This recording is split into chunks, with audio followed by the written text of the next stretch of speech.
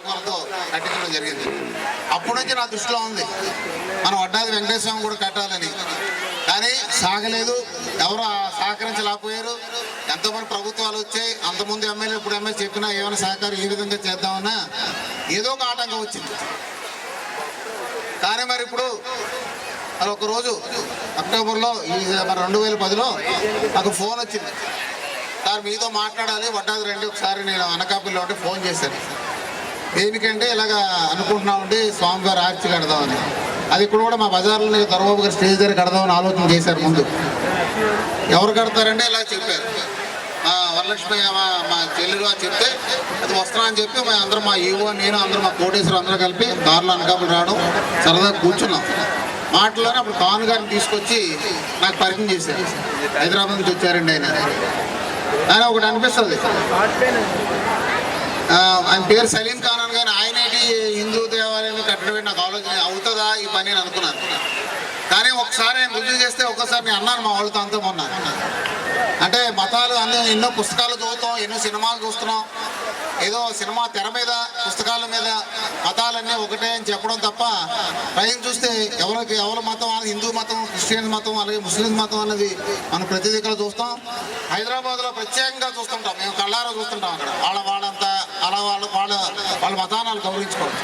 కానీ ఈయన వచ్చి చేస్తున్నారంటే నేను చాలా ఆశ్చర్యపోయాను. మొన్న అన్నాను, ఇది ఆయన ఖాన్ గారు వచ్చి రుజువు చేశారు. అని ఇక్కడే ఉన్నారు మా ముస్లింస్ కొండ పక్కన ఉన్నారు, వాళ్ళు కూడా ఇలాంటి మన వినాయక పూజలు కూడా చేస్తుంటారు.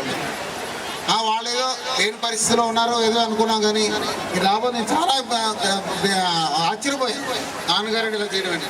కానీ ఈరోజు చూస్తుంటే అది మరి ఆయన నిర్మాణదారులు మంచి హృదయంతో ముందుకు వచ్చి నిర్మాణం చేయించారు. మరి ఆ కట్టిన శిల్పి కూడా కుర్రాడు గోపి కూడా ఈ కుర్రాడు చేయగలడా, ఎవరిని ఇంజనీర్ పెట్టాలని మేము ఆలోచన చేసాం. ఇంజనీర్ అక్కర్ లేకుండా చక్కగా ఈరోజు మరి మొదట్లో మన లోపలికి గ్రామంలోకి ప్రవేశిస్తున్నప్పుడు చాలా అందం వచ్చింది. నేను ఆ రాజు మొన్న రాత్రి ఓపెనింగ్ చేసి ఆ రాత్రి మీద స్వామివారిని కళ్యాణం గురించి తిరిగి వస్తున్నా మనకు కూడా ఈ రూపం వచ్చిందని మరి సభాముఖంగా వరలక్ష్మి గారికి అందరికీ కూడా నాట్యం కలిగినటువంటి మహత్తరమైనటువంటి వ్యక్తి. వారిని సభా వేదికపైకి ఆహ్వానిస్తూ వారిని సభా వేదికపై ఆశీర్వాదం కావాల్సిందిగా కోరుతున్నాం. బిగ్ హ్యాండ్స్ అందరూ టపట్లు కొట్టాలి.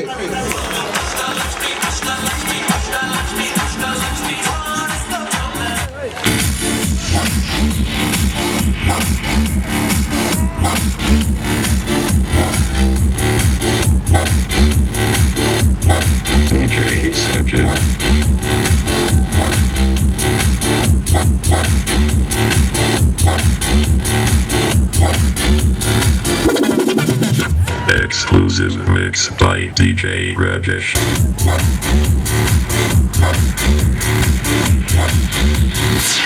మరి అన్నదాన కార్యక్రమంలో